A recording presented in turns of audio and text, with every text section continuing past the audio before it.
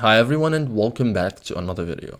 So if your training plan includes speed work, tempo efforts, or structured sessions, Runna automatically tracks your intervals and guides you through each phase of the workout. In this guide, I will show you step by step how to track intervals in Runna in 2026 cleanly, correctly, and like a pro.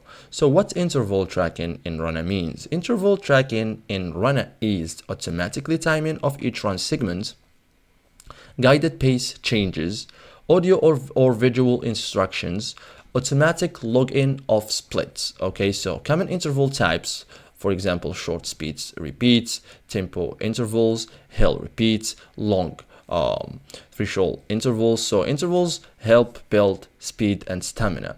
So first thing first, open the Runna app, log into your account, go to your active training plan.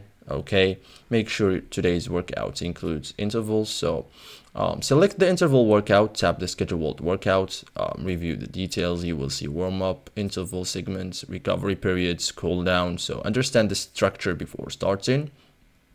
Okay, so as you can see here,